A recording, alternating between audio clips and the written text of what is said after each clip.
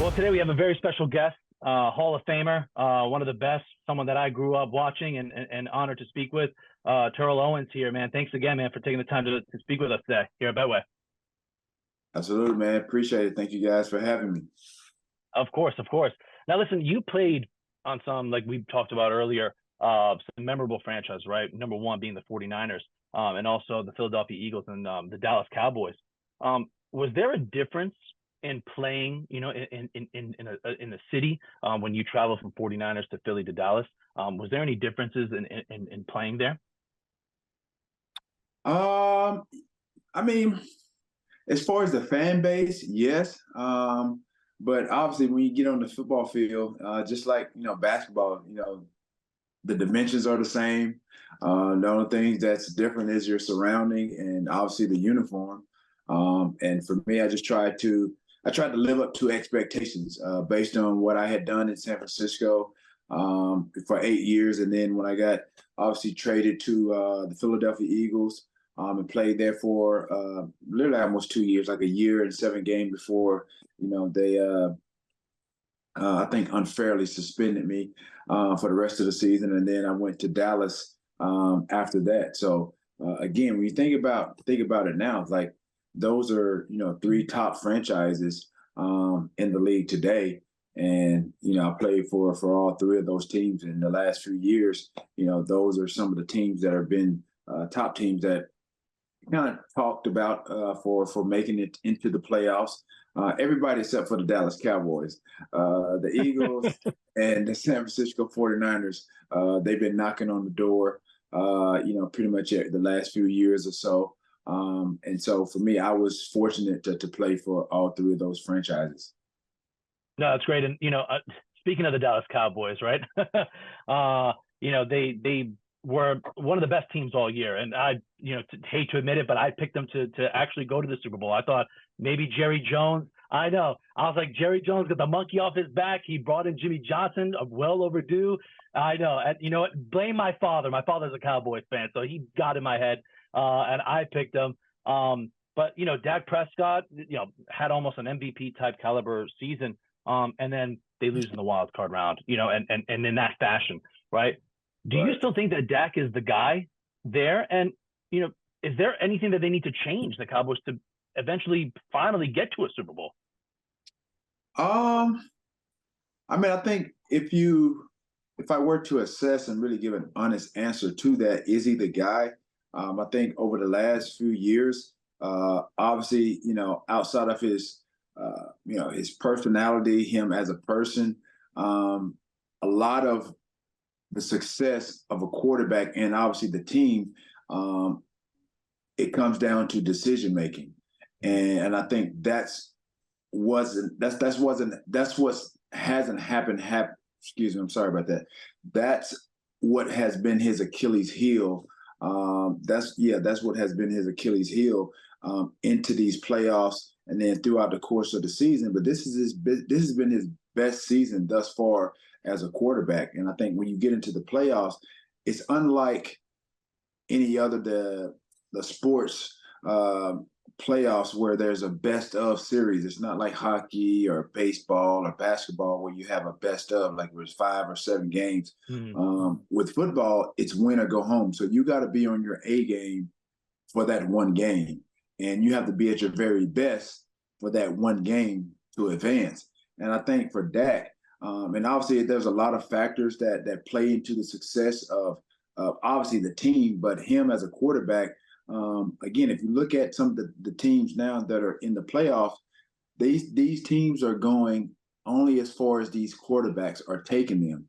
And if you look at it and you think about what I'm saying, it all boils down to decision making when you're playing these football games. For example, look at what happened with the Buffalo Bills and the Kansas City Chiefs. Of course, when you're a quarterback, you're going to get the praise, you can get the glory, and if you don't play well, you're gonna get the criticism, you're gonna get the bad. So you're gonna take the good with the bad. And so, speaking of the Buffalo Bills and the Kansas City Chiefs game, if you look at that drive leading up to the missed field goal, if you think about that drive, and everybody has seen the highlights, Josh Allen missed a few plays leading up to the missed field goals that would have moved the chains. And that's when I say decision making. Obviously, ball accuracy, ball on time, all those things factor into that. And so with Dak, those are some of the things. And obviously for him as well, it comes, play calling comes into play. So that's your offensive coordinator, putting the team and the players and knowing who your go-to guys are, your playmakers are, putting those guys in the best position to make those plays. And so with an offensive coordinator, he's putting those plays into fold, and so Dak has to make sure that he makes the best decisions based on those play calls. And so I think that's where he's fallen short. I don't think he's a bad quarterback. Clearly, you look at how he played this year. This is probably by far, like I said, the best season that he's had as a quarterback. Look at what CeeDee Lamb did as a receiver. By far, his best season as a Cowboy. And so all these things come into play. But again, decision making has been the Achilles heel for Dak Prescott. And to piggyback off that, I mean, you mentioned obviously Patrick Mahomes, right, and Josh Allen. You know, who would have thought that the Chiefs, especially seeing with they had one of the most drop balls in the NFL, would be in the AFC Championship game, right? Now, Right. You played in the biggest of spotlights, right, in your whole career, and you showed up. Do you think that sometimes that, you know, as a player, maybe sometimes when they get into those moments, certain players, it really gets to them? And I know sometimes they lean on other players to kind of help them lift up. But do you think that that's for Dak? Maybe because, listen, like you mentioned, this was his greatest year. You know, is that something that not just Dak, but other players, you know, going along, do you think that pressure sometimes, you know, it changes them a little bit? Maybe yes, and I'm sure that's yes and no. Every player is different. Mhm. There are guys that rise to the occasion. There are guys that play well when things are going well, and then there are guys that make things happen. Um, I was one of those guys. I was a little bit of both. You know, you have playmakers and you have game changers. I know you may have heard this discussion, you know, that Cam Newton had, or comments that he had based on what he had seen about, you know, game managers and things of that nature, as it relates to some of the quarterbacks, top tier quarterbacks that he saw. And again, you have to have players that, again, it all boils down to play calling. And as an offensive coordinator, for an entire year, 17 games, especially leading up to the playoffs, you should know what plays to dial up and what your players can do at this point in this juncture of the game, especially when it's game plan and you have a week to prepare and it's the playoffs. So again, all these things factor into the success of a team, but the ultimate, I guess, trigger guy is the quarterback. Yeah, and you know, I'm kind of maybe on the rare side of this, but you know, when Cam Newton made that comment, I think people thought that he was like bashing them, and I go, he's not. He's just stating a fact. There's guys who are game managers, and like you mentioned, there's guys who are playmakers. He's just letting you know who the quarterbacks are, and I think a lot of people were up in arms, but it's true, right? He's been there. He knows what he's talking about, and I think a lot of people took that out of proportion. But right, and why wouldn't you value the opinion of a guy that has played a number of years in the league, played at a high level, at the collegiate level, MVP of the National Football League? You don't just become an MVP of the National Football League because you don't know what you're doing and you don't know how to play the game. So it would behoove somebody to really not take the advice, or at least somebody that's being objective or subjective with how they see the game. Mm-hmm. No, agreed. Listen, if you told me I had the best hands in the league, I'm taking it, right? Right. Yeah, I mean, we know what we see, you know what I mean? Yep. And I think that's what's so unique about now guys that are using that platform to really speak truth to what they're seeing. A lot of these guys that are commentating or they're being hired as analysts, some of these guys haven't even played the game.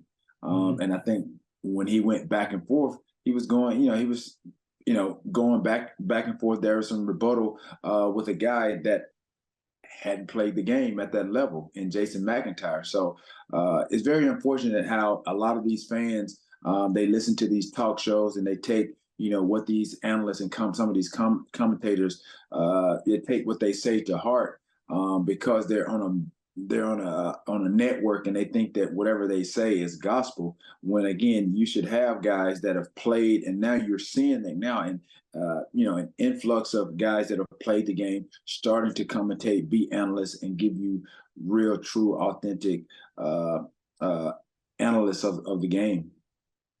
No, that's well said. No, definitely, and hopefully more fans start to listen to that, and it'll be better for it, right? Right. Now, we got championship weekend, right?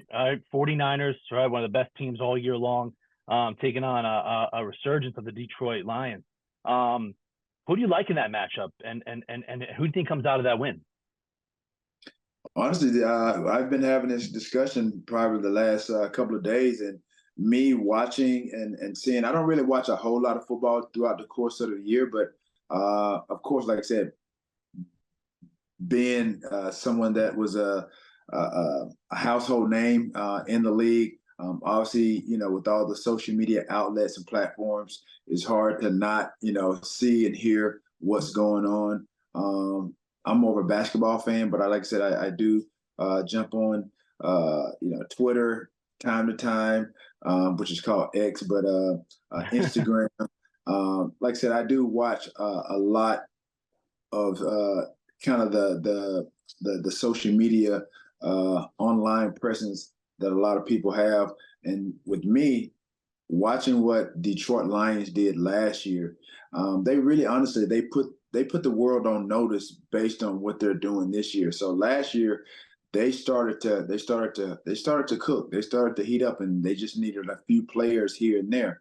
And guess what? In the draft, they got those players, and now look where they are. And so for me to sit here and say that the 49ers are going to win because I played with them, I would be ignorant to say that, because like I've told people, I take the bias out of me actually playing for that franchise. I take the fan of football, I take that out, and I really give people the true, true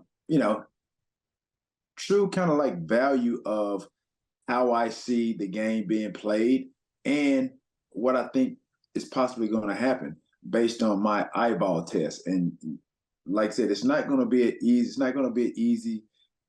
game for the 49ers, as people probably may think, because this Detroit Lions team is definitely not the team of past, the Detroit Lions teams of the past. These guys are the real deal. They're for real. And so if the 49ers don't come to play, then we could be looking at the Detroit Lions heading into the Super Bowl. So it's going to be a good matchup, and we've already discussed the quarterback play of a lot of these teams. And you look at Jared Goff. Jared Goff obviously played in the Super Bowl, I think a few years back when he was with the Rams, and now I think he's grown a lot since that. And if you look at the games that they've won, it's really been on the heels of the decision making of Jared Goff. Obviously, they have great receivers. They have a defense that's playing at a high level. I love Jahmyr Gibbs, guy that played at Alabama. I'm from Alabama. I love watching Alabama play. He's been a difference maker. The receiver, was it Amon St. Brown? Yeah. Amon as well. Yeah, St. Brown. William, like these guys are the real deal. Reynolds, all these guys. So it's not going to be. This is going to be probably like the most exciting football weekend, playoff weekend that I think that the league has had in a long time, which is really good for the game itself. Obviously, some teams didn't make it that they probably thought was going to make it. I.e. the Buffalo Bills. But obviously, when you look at the matchup in the AFC with the Chiefs and the Ravens, these matchups are making for a great game of playoff football this weekend, and just as well as the Detroit Lions. Because I think if you're a true fan of football, you kind of saw what was going to happen. You had to think that either the Eagles was going to get there or the Detroit Lions. And obviously the 49ers based on how they were playing. And again, part of the reason why the Eagles aren't there is due to, obviously the battle of attrition. Obviously, you got to be playing at a high level. Momentum plays into some of these guys getting into the playoffs, and obviously injuries play a big key into wins and losses, whether you make it or you don't make it. Just like last year with the 49ers, they lost Purdy first quarter. So again, injuries have been an Achilles heel for the Eagles leading up to the playoffs. As you saw, they were hot and then they were not, and so that momentum that they had early on in the season, it didn't carry through. In addition to some of the injuries that they had.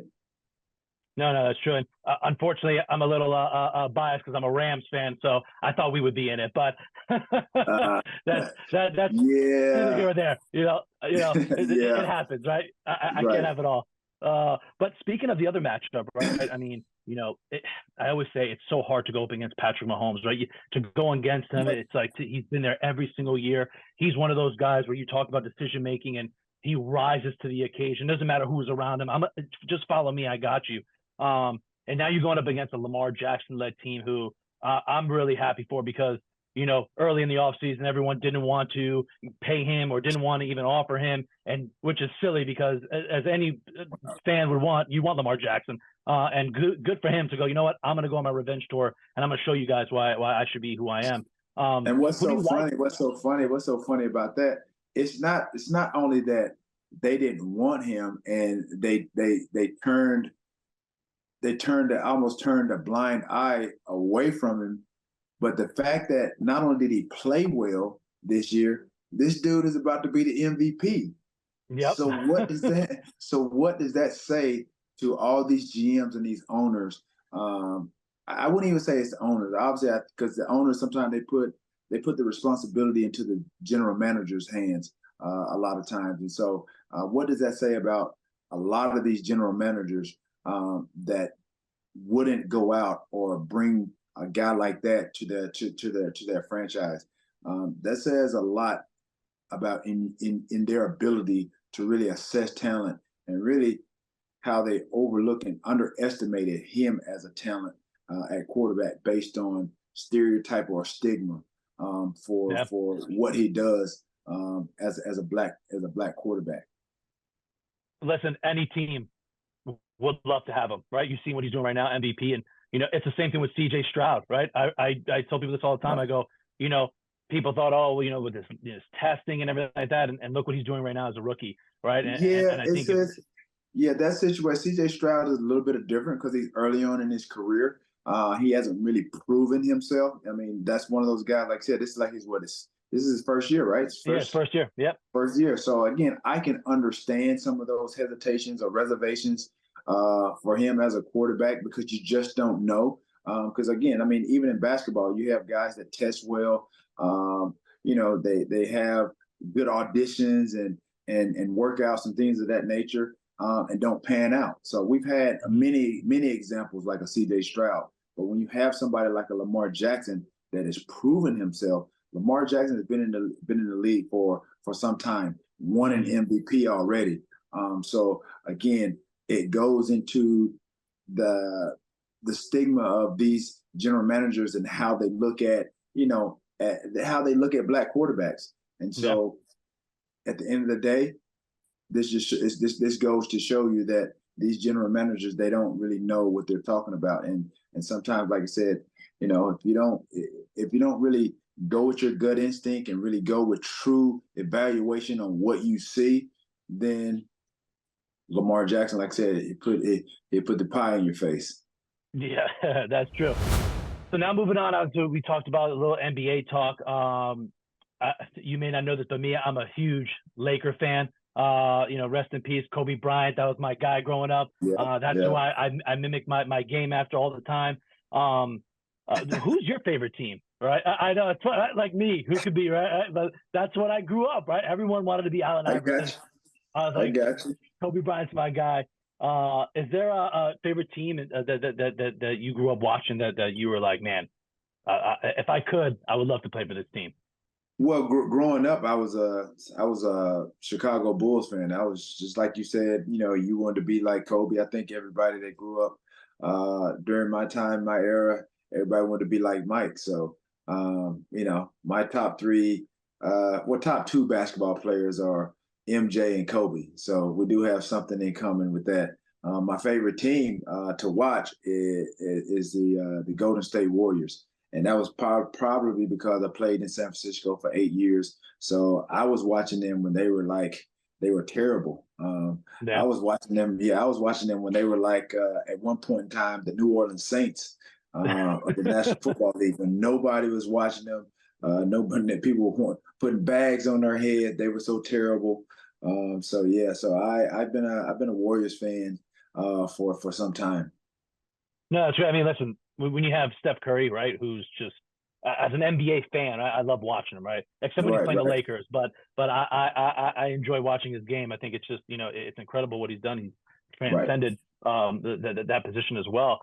Is there anybody that you're looking at right now? I know it's still early in the NBA season, but that you're liking to possibly win the NBA championship. I know we have Denver, right? That they did it last year. A lot of good teams of this year that really look like they can really dethrone the Nuggets. Any team particular that you think that has a good chance of doing that? I really think obviously the trade with Harden with the Clippers. I think that's come full. I think that's starting to come to fruition with what people thought. Obviously, the owner, Steve Ballmer, Tyronn Lue, um, those guys. Who was it? Lawrence Frank, who's in the front office. They Mm-hmm. made that move to bring Harden to the Clippers, and so for me, I like I said, they're in the Western Conference, so they're going to be competing. It's going to be tough in that Western Conference with the Denver Nuggets. I think the Warriors are going to start to find their rhythm at some point. The Lakers, not so much unless they make some trades before All-Star break or something along those lines that can really push them, to the point of really competing on an every night basis. For me, I don't think they're going to make it to the playoffs with this roster. That's me personally. But again, you think about the Clippers, the Denver Nuggets, out of the Western Conference, and then obviously the Warriors. I think those are probably three teams, but I'm looking forward to the Clippers really making some noise this year with Kawhi healthy, Paul George healthy, Terrence Mann playing well, Zubac, and their bench as well. Norman Powell, again, he's one of those X factor guys. Definitely, I think six man could be a candidate for six man of the year as well. No, yeah, and listen, like you mentioned, Tyler, he's doing a really good job. LeBron James said, right, like he's an amazing coach. And you look over in Milwaukee, right? It shows you how different it is, right? In the You got to go with East, their coach. Yeah, you got to be able to go with your stars, right? You got to be able to get along with them. You got to be able to resonate with them. And I feel like that's what the Clippers have. We'll see if the Lakers, like you mentioned, do anything. But to me, I agree. I think this is the West. I think the West is just too good. They have too many good teams, and I'm not saying that the East can't do it, but you know, yeah, yeah. Well, with the East, I mean, the Milwaukee Bucks, obviously, with the acquisition of Dame Lillard, mm, I think they have a strong chance as well. And obviously, you see what the Boston Celtics are doing. They're playing very well. They're hungry. They've had some playoff experience over the last few years to where they've been competing. I think they're gelling. They're playing well together each year. They get more and more comfortable with each other. And I think with this roster that they have intact now, the East is going to be, again, you think about the Milwaukee Bucks, Minnesota Timberwolves, they're playing well too mm-hmm. right now.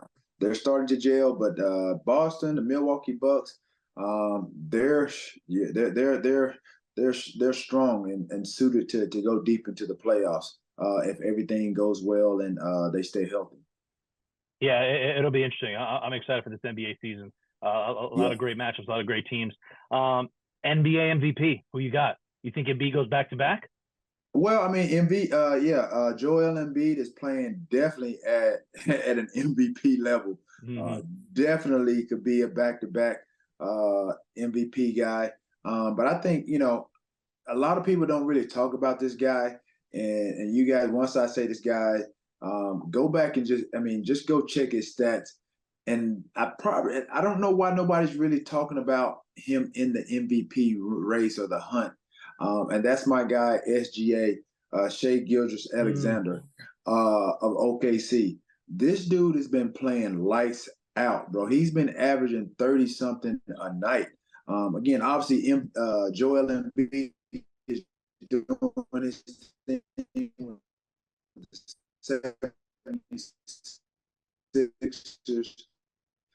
But I think maybe it's market SGA, I'll be quite honest. But this dude is really putting up some MVP type numbers, and he's not being talked about in the MVP race, which is which is weird to me, especially with the basketball minds that are covering the games on Jefferson, Kendrick Perkins, all these guys.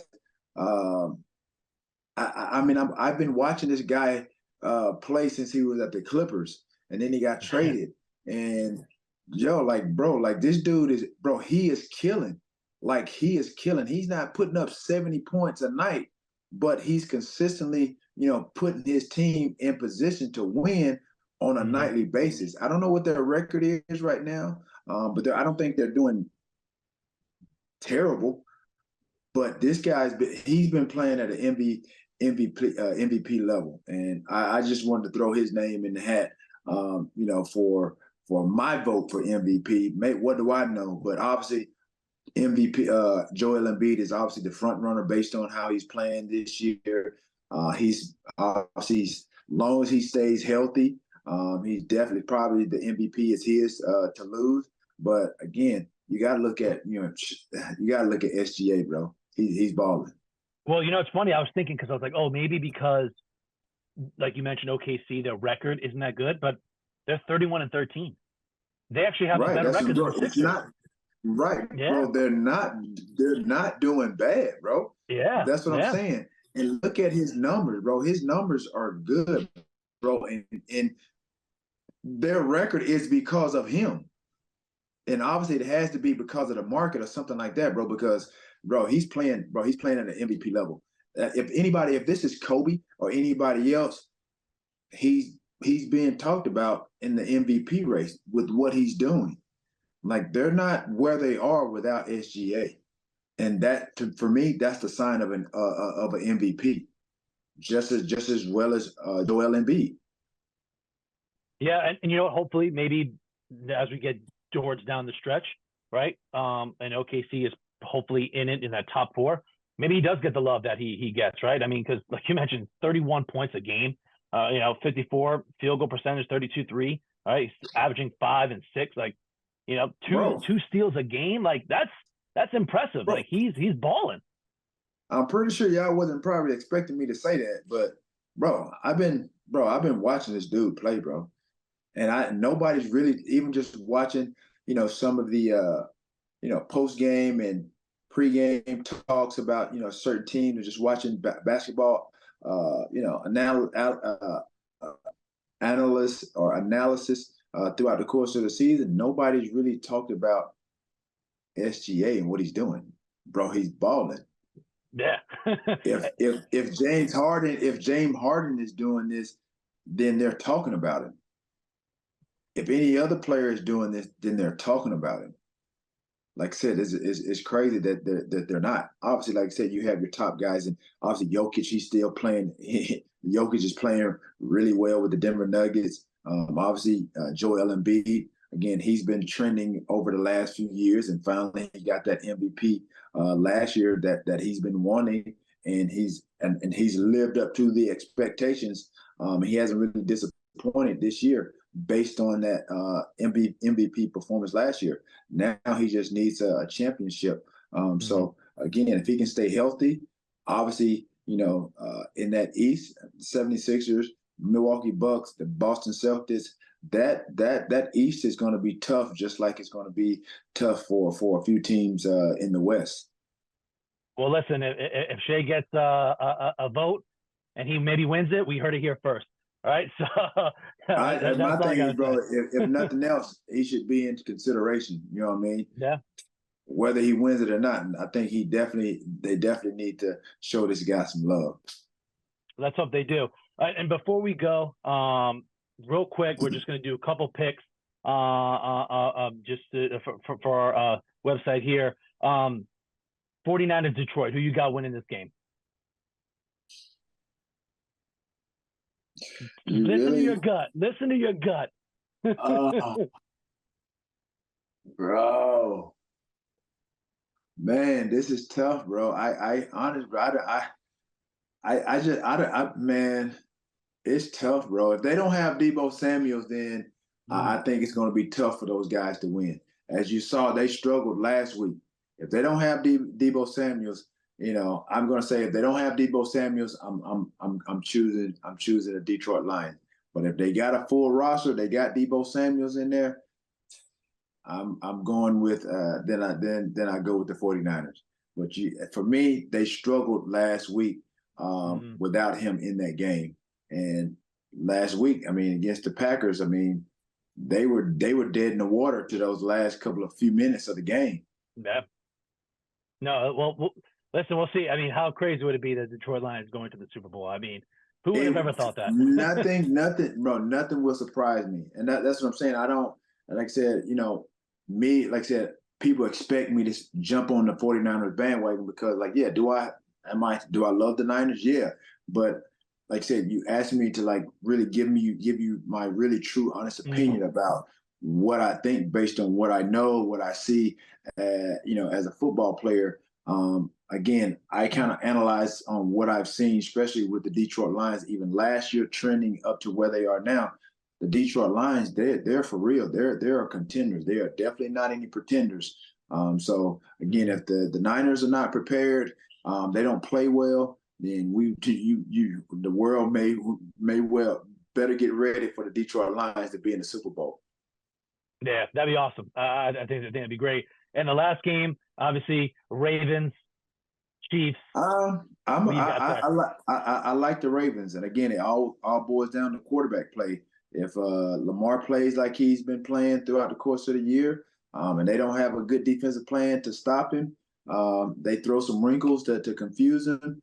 If those things don't happen, you're going to see Lamar Jackson in the Super Bowl. So I'm gonna ride with the Ravens. I like it. Well, Terrell Owens, thank you again, man, for taking the time to speak with us today here at Betway. We really appreciate it. Hopefully we can get you on again, talk more about the NBA. Hopefully my Lakers turn it around and are there, maybe first round against the Golden State Warriors, which would be nice. Well, if they get the Warriors, then that's an L. Hey, I got to go with my boy LeBron James. Listen, I can't count him out. All right. All right. Thanks again.